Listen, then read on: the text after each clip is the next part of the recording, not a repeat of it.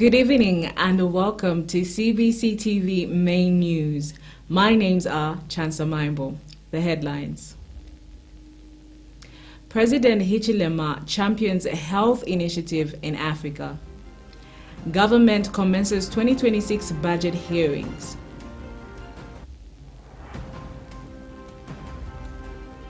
Closure of Invest Bank sparks concerns.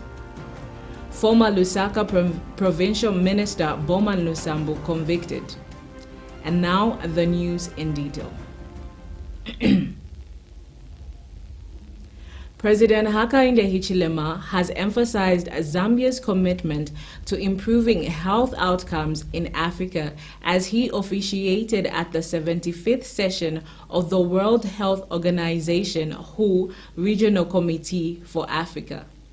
The high-level meeting, held at Mulungushi International Conference Center's Kenneth Kaunda Wing, brought together health experts, policymakers, and world leaders to discuss pressing health issues affecting the region.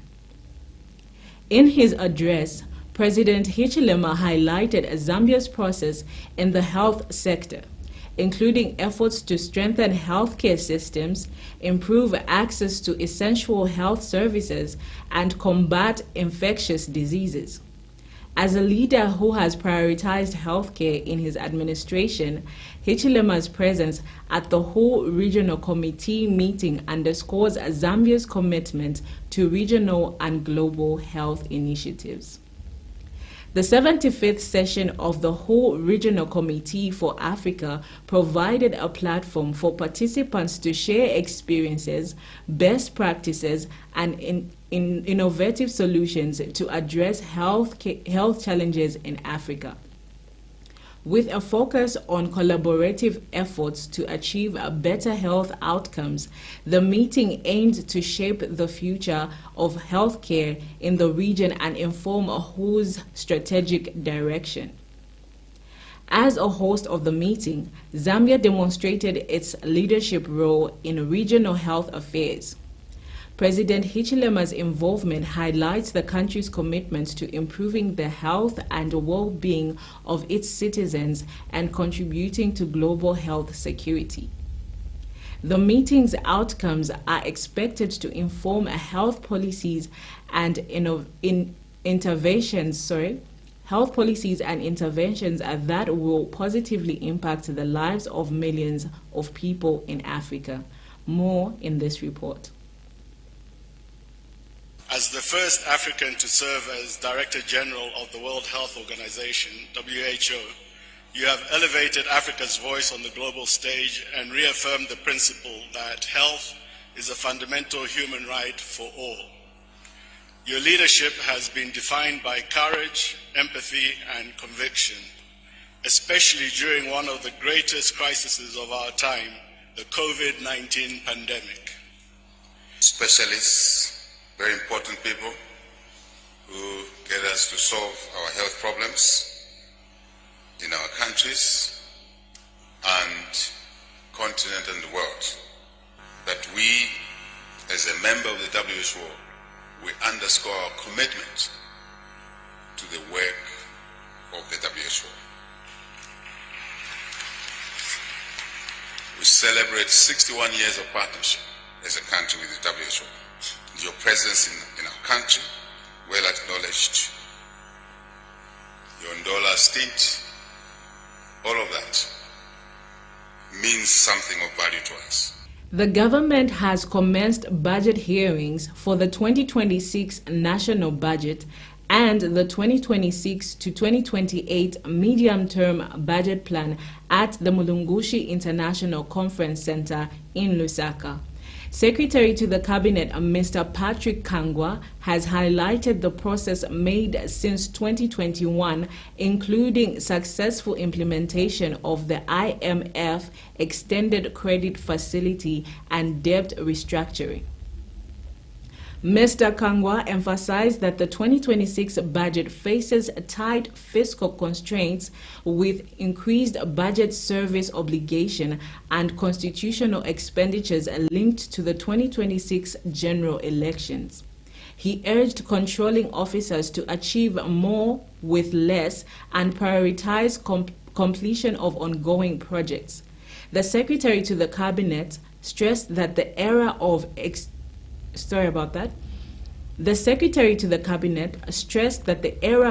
exaggerated government operations must come to an end, with the mantra of 2026 being deliver, deliver, deliver. The budget preparations process is inclusive with all provinces, ministries, and public agencies represented. Finance and National Planning Minister Dr. Stumbeko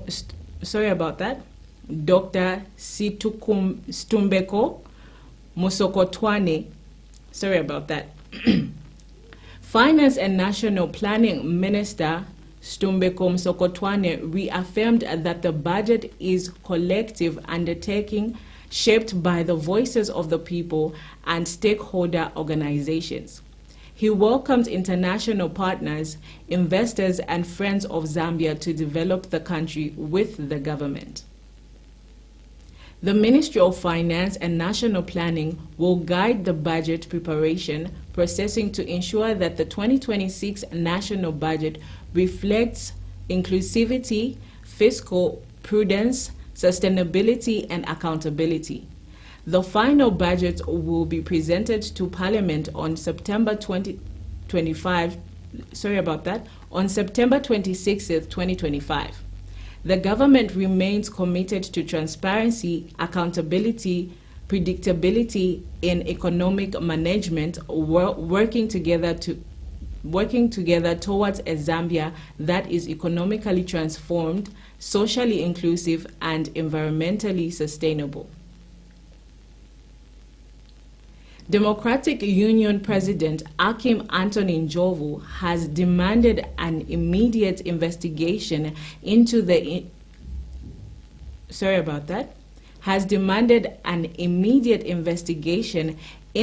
issuance of defective national registration cards (NRCs) in Minsongo Northern Province. Residents have expressed concern over handwritten NRCs, which have caused difficulties for farmers and others in conducting their businesses.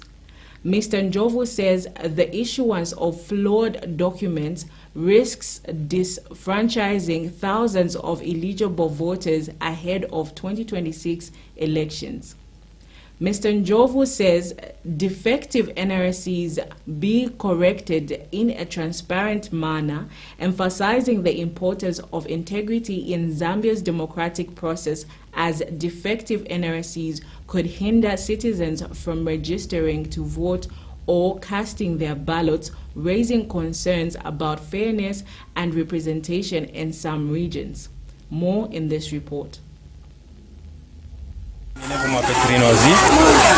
Mwikashwa kwa Misengo ireji jakwa sister wandi shishibenga chakutira reji yakuteko kuti yabefi ngati yakutira uteko na bubidisha inki kuti bwalombako kumbyuko akutila tabalebika mu amapeni icho ture ilisha nyama reji no nchitare bombe finga reji yakukopolola pote yakukopwafia yiyo kuno ni kwa Misengo apa fuirio kuba chifu munkonge bati bale mba chifu na bwali Chombo district Mpika nomba nishi uyu muntu tabamurufishe na ngubuteko nga chakuti uyu muntu wafo bakamulondola shani so ubuteko uloshe kwa mano kuba ntu baletu mabela kosafe pantu ni burulu wandi ni grade 7 na ngudi grade 5 o baleta mukubombere cyalo eshina lyandi ne ulaveness cyalwe mwikashi mamtale Misengo pama reja aya epo tule complain inesha tala mona papo na fiari wanafiarwa 1962 isha tala mona po reja kwata ukusaina na bope ichira pilibula bupupu icha kwebati lili abantu bakaisa mukufota ama election tishibali fotela libela nangula mubwipina ndi ati yali abantu bakavota bonse nishi tapali tachakamanika kuti bali vota because pantu nishi tafile pilibula pantu ile bokumona kwandi reji taifura kukwata mapeni awu ifi bupupu twamba okuingisha leo mesa mpana na leo ndelisha kupama registration abaita kupakuni ine yabona riri mata okutwala ku FRA ekudya nalipimisha batireji na itulo kubomba bwino so twapapata mu bachikumine twafurisha liko bwino petira mulenga rangu bana kulushaji so na chiamu kuchita register palya filama yo mwachisanga kulya mwachilala pama reji ine reji yakano okuyaingila abanje batutumishira tonso tutubashira ulapa mapeni yakano okuingila so ine nadi bapa fisipu ndafola ine kusocho so indala mashapu tukilwa amataba pano nadi leta ishapimishe amataba nomba nalatu wala kwisa nomba nishi buteko bwa musango shani Sinandi nebo sevya chanda nga WDC fokasenga wati ndiwa sakamana no kubantu aba bashikwetu obwishibiro bale njitati niwe kada ushemi bombere yawe umusango nga nafuru ati niwe kada nane wo WDC na sarwa na abantu kuti natemu abantu bandi bakaye bakaka pali ifi babomba pantafya amapona ngupano denisha zumulenga kwana naine ndeilishanya pamaleja abaisa tukopa amaleja baletukanya mulandi wakuti balilemba muona mabopeni mushiringiro okulemba na mabopeni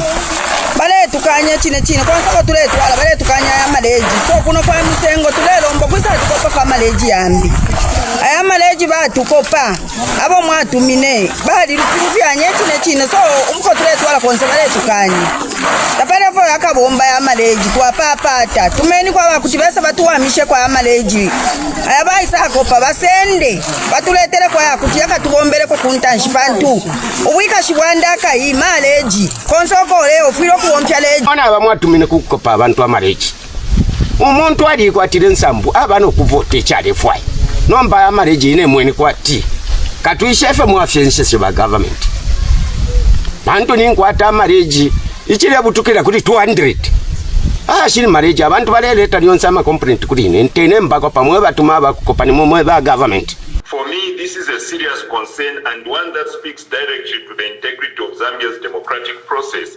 If NRCs are defective or contain inaccurate information, it could indeed hinder citizens from registering to vote or casting their ballots in 2026. We demand immediate investigation into NRC irregularities and transparent correction of all defective documents, equal access to voter registration for every Zambian, regardless of region or political affiliation. Concerns have been raised over news about the recent closure of Evans Trust Bank, one of Zambia's few wholly indigenous financial institutions. According to Ambassador Evans Kazonga Ngoma, this shutdown should never have happened. Mr. Ngoma is warning that the collapse of the bank raises tough questions about the future of homegrown enterprises.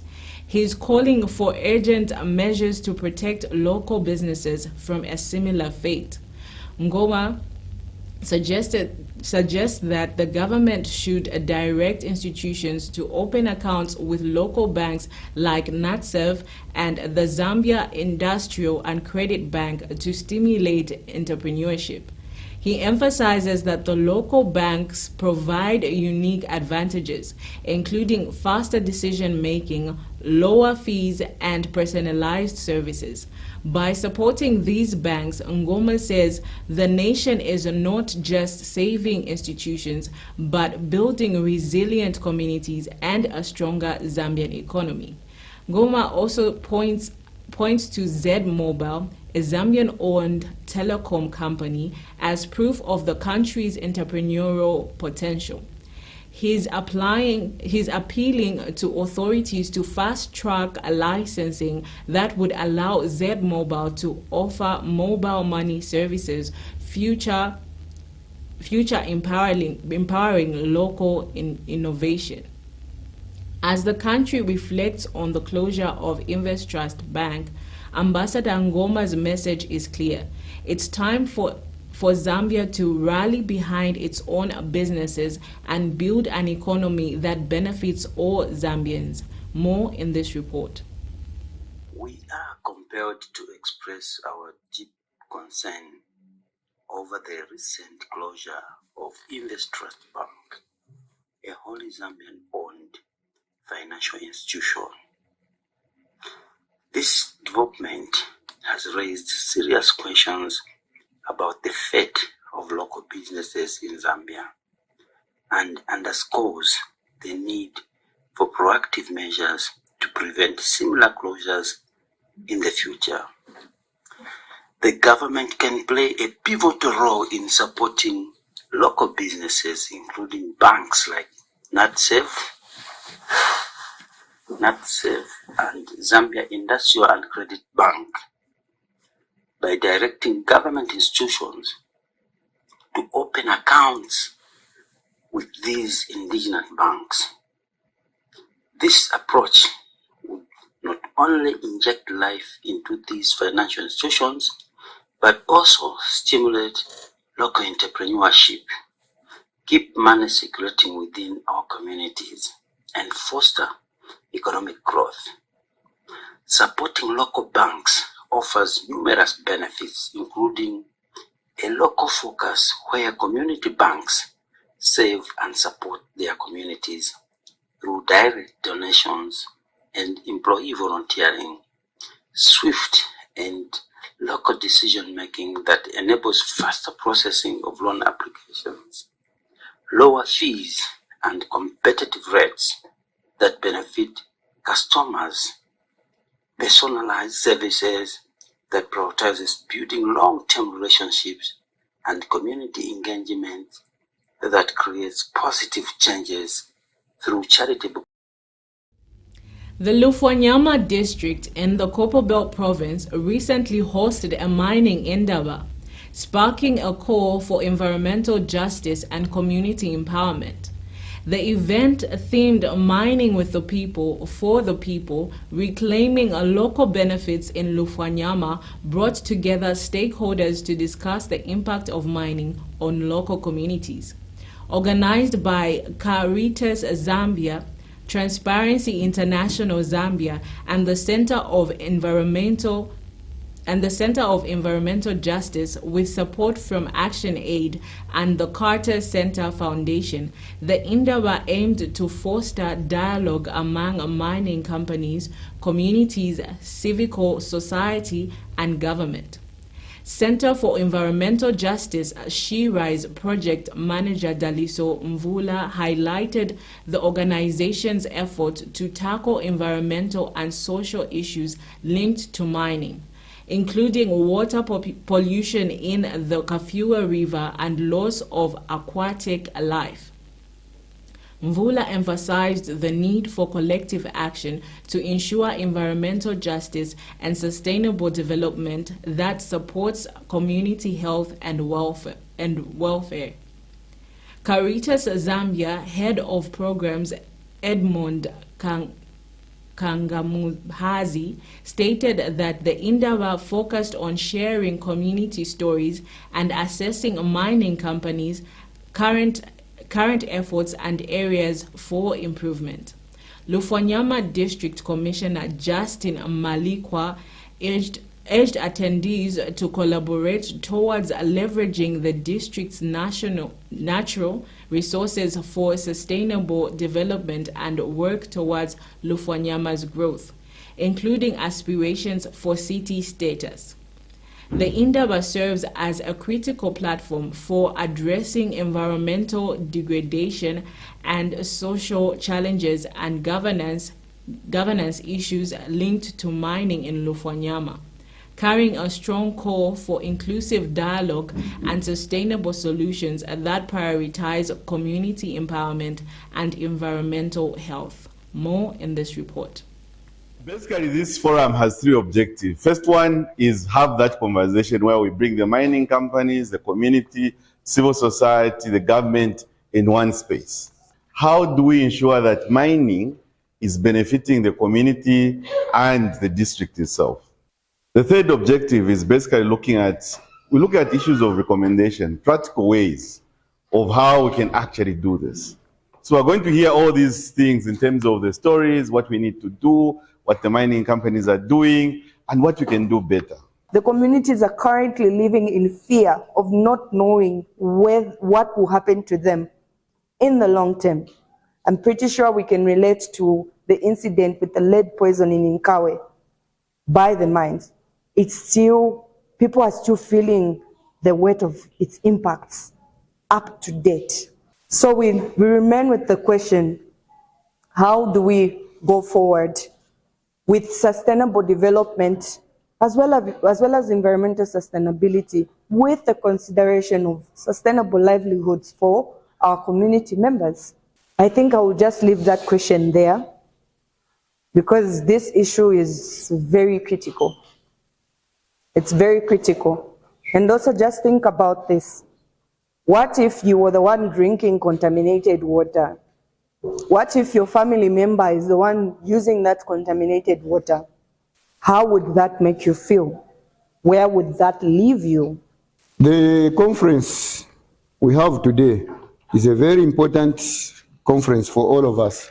We've seen people have traveled as far as coming from Lusaka just for this conference. Like the human rights. Lusaka, we've got councils or lawyers who have also traveled from very long distances. We also have CEJ, the Center for Environment Justice, coming from Lusaka, though they are here, they are working with us here. The democratic governance coming from very far. So for those of us who are coming from here, Lufanyama, councillors and others, let's treat this as a very important undertaking. All this is bordered on the development of our district using our natural resources.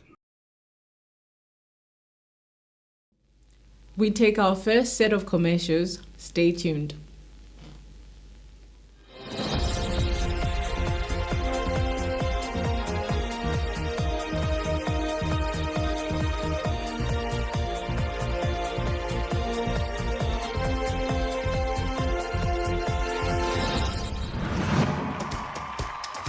Get ready for a life-changing experience. There's a peace that you can have even though you are broke. There's a peace you can have even though you are not in a relationship. There's a peace you can have even if you don't have a house or a job. 3 days Word Conference, Loving the Lord, featuring powerful speakers from Zambia and America.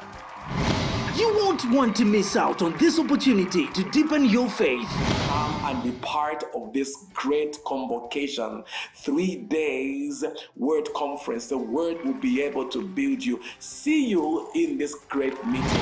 Mark your calendars for August the 29th to the 31st and join us at Christ Life Church, plot number 4, Zambezi Road, Minwood, Ibex. Don't miss out on this chance to encounter the Lord and be transformed. Word Conference, Loving the Lord, Encounter, Transform, Be Transformed.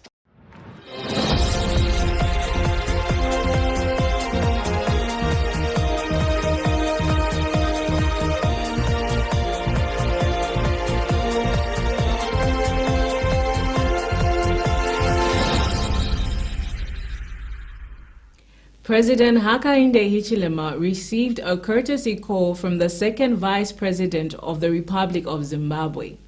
The meeting aims to strengthen bilateral relations between Zambia and Zimbabwe, discussing areas of mutual interest and cooperation.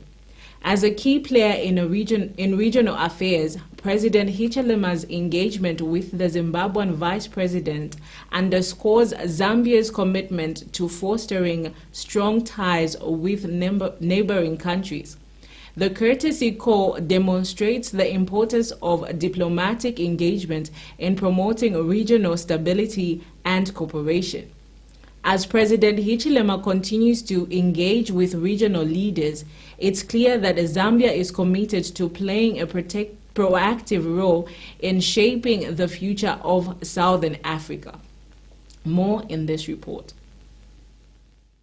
To come and pay condolences to you, Mr. President, and the government and the people of the Republic of Zambia.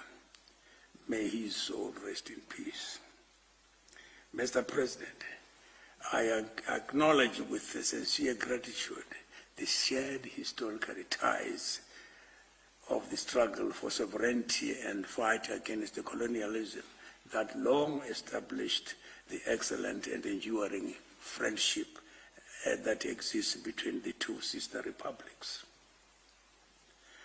It is both an honor and a duty to reflect on our shared legacy, especially regarding the sacred sites that bear testimony of our nation's sacrifices.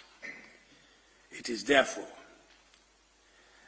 important that we as Zimbabweans, especially in this month of August, pay tribute to our fallen heroes' affairs.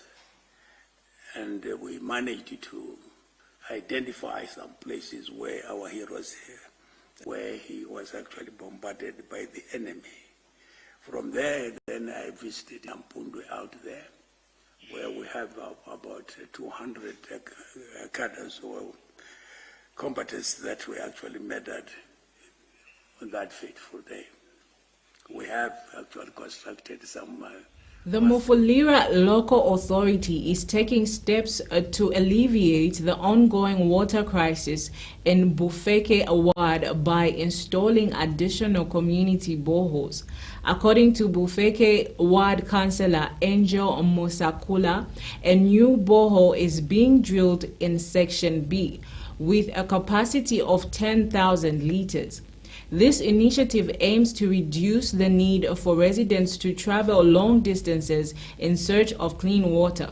Councillor Musakula revealed that more boreholes will be installed using the Constituency Development Fund to provide residents with a sustainable water source while awaiting the completion of projects by Mulonga Water and Sanitation. This proactive measure is expected to bring a relief to the community. The councillor urged residents to protect and safeguard all projects funded by the CDF, emphasizing the importance of community ownership and responsibility. By working together, the local authority and residents can ensure the long-term success of these initiatives. More. So this borehole here is meant to sustain the people of section E, that they can be drawing water from here. So we'll be holding a volume of 10,000 liters of water, and we had dug underground. We went further to dig about 92 meters. That's where we had found the water table. So I just want to make it clear and make an appeal to the people of Section B that this borehole that we are doing here is not for the councillor, it's not for the WDC, it's for the community. These projects, ours are temporal in offices. So these projects will remain standing even when Parliament will be dissolved on the 15th May. But these kind of projects will still remain and sustain the people of Section B. So it's entirely up to the community to guard this borehole jealously. And the Lusaka Magistrate Court has convicted former Lusaka Province Minister Bowman Lusambu in a matter he pleaded not guilty to acquiring properties which were reasonably suspected to be proceeds of crime. The properties, which include his dwelling house, which is a single-story, 4-bedroomed house, a guest wing, and an incomplete block of 6 flats, are situated in Lusaka's Chamba Valley area, all valued at 22 million kwacha. Lusambu was charged with 2 counts of possession of property reasonably suspected to be proceeds of crime, contrary to the Forfeiture of Proceeds of Crime Act. And allegations in the first count are that between 1st January and 31st November 2021 in Lusaka, Lusambu did possess property comprising a single-story 4-bedroom house, a guest wing, gazebo, and a car shade located in Chamba Valley. In Chamba Valley, which property was being suspected of being proceeds of crime. In count two are that during the same period, Lusambu did possess an incomplete block of 6 flats contracted at Chamba Valley properties, which were being suspected of being proceeds of crime. The prosecution brought forth 10 witnesses, and being the investigations officer from the Anti-Corruption Commission, Mulenga, who found that Lusambu's properties in question is worth 20 million kwacha against his known earnings of 8 million kwacha, and Lusambu was put on his defense. To which he explained that he was not only a politician but a businessman as well, who had other avenues of income. He further called a total of 7 witnesses who testified in his defense. The matter has been adjourned to 29th August 2025 for ruling on whether he is a second-time offender and possible sentencing. This will be the 3rd judgment delivered by the court on various offenses against Lusambu. Last year, he received 2 judgments, one in which he was given a 4 years sentence for acquiring public properties through corrupt means, and another judgment where he was sentenced to 2 years in prison for assault. Lusambu remains in prison cells as the court denied him bail pending an appeal on his previous cases. More in this story.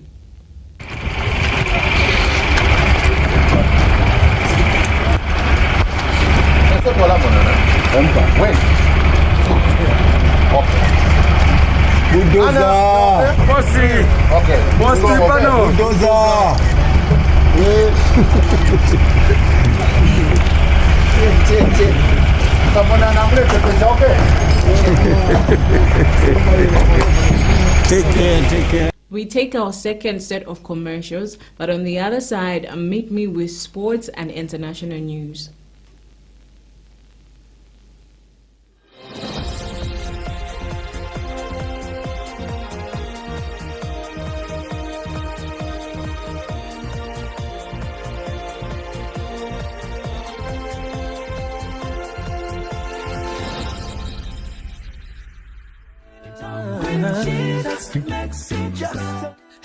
Hey, CBC Television presents Battle of the Choirs. Are you a singing group, choir praise team, musician, or other? This is your battle to showcase your talent. Register yourself now by sending us a short video clip of yourself or group via WhatsApp number 0968261196.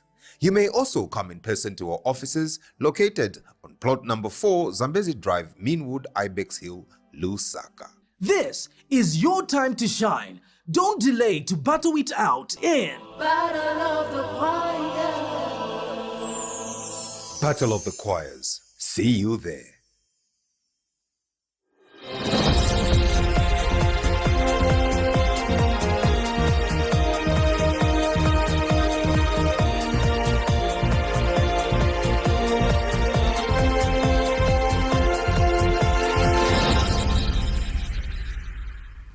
The 35th edition of the Japanese Ambassadors Judo Cup was successfully hosted by the Judo Association of Zambia, JAZ, in partnership with the Embassy of Japan in Zambia and Toyota Zambia. The tournament, held at the OIDC Judo Hall, attracted 456 judokas from 10 JAZ-affiliated clubs and a visiting team from Zimbabwe. Green Buffaloes Judo Club showcased their dominance, topping the medal standings with 24 gold, 16 silver, and 12 bronze medals. The mixed team event saw Green Buffaloes emerge champions, with Judo for Peace taking silver and Green Eagles and Nkwazi sharing bronze. The overall club standings had Green Buffaloes in first place, followed by Green Eagles and Nkwazi in second and third place respectively. The tournament provided a platform for athletes to showcase their talents and assess their progress in the sport. Japhet Musonda, judoka of the tournament at the 35th Ambassadors Judo Cup tournament, has expressed pleasure with the outcome of the Republic. The 35th Japanese Ambassadors Judo Cup highlighted the strength of Zambian judo and showcased the sport's growing inclusivity and international reach. The tournament demonstrated the commitment of the Judo Association of Zambia and its partners to promoting the sport and developing the next generation of judokas. More in this story. My name is Japhet Musonda. I come from Rwanda, Zambia, and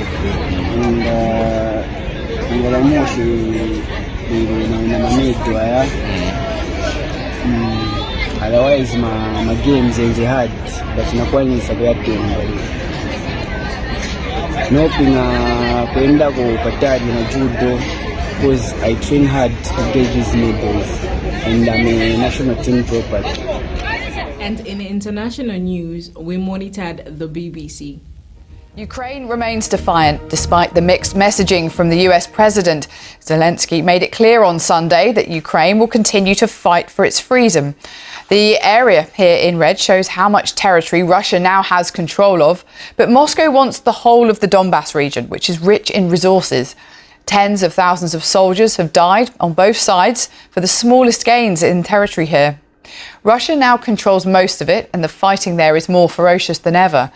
Thousands of people gathered to hear President Zelensky's defiant speech, saying they were not victims but fighters and that peace was getting closer. He and his wife laid flowers in tribute to those who lost their lives in the war. We have to stop it, but we don't want to stop it like this.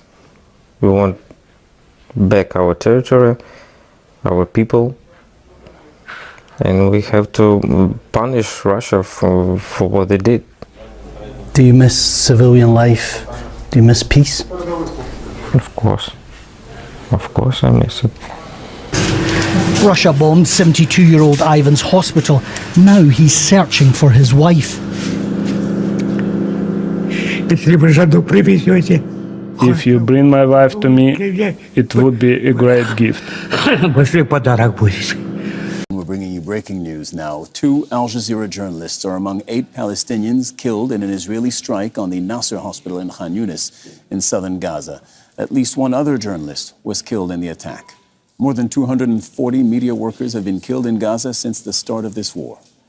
Al Jazeera's Hind Khudari is live outside central Gaza's largest healthcare facility. That's the Al-Aqsa Hospital in Deir al-Balah. Hind, what are you learning? Heartbreaking news indeed. I have no idea how many times are we going to continue reporting on the killing of our colleagues or killing of other journalists working with Al Jazeera and other news outlets. It happened. The Israeli forces launched an explosive suicidal drone where hit the rooftop of a Nasser hospital, where at least a journalist have been killed and another civilian. And then civil defense teams went up, tried to retrieve the body, tried to rescue whoever was wounded. And also journalists went to document what happened. And then the Israeli forces targeted another airstrike on the same exact location. The fact that there is a video documenting the second attack, documenting how a journalist, how civil defense teams have been killed and injured live on air, shows the truth, shows how Israel has been deliberately targeting Palestinian journalists and also civil defense teams and also Palestinian civilians and also medical facilities. And that note brings us to the end of our evening news. But before we go, here's a recap of the headlines. Government commences 2026 budget hearings.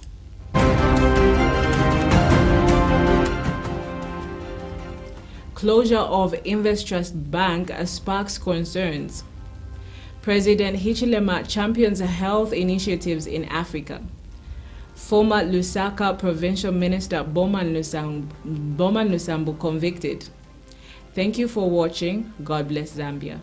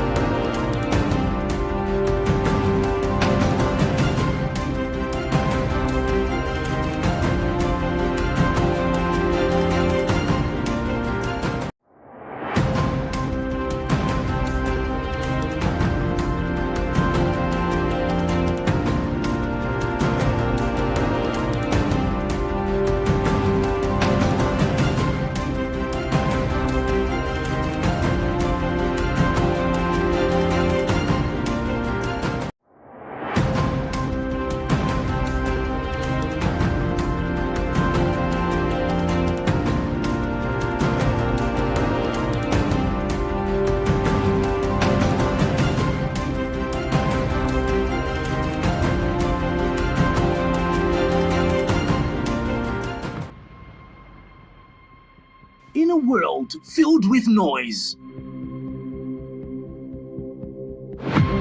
CBC is a voice of hope, truth, and transformation.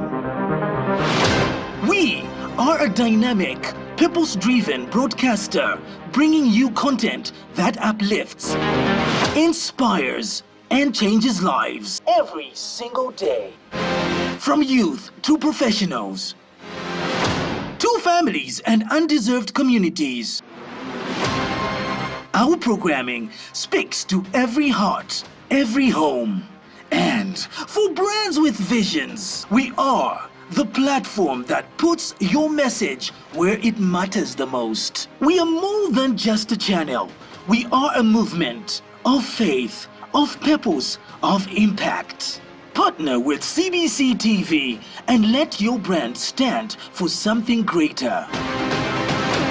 Purpose, integrity, lasting impact. CBC TV.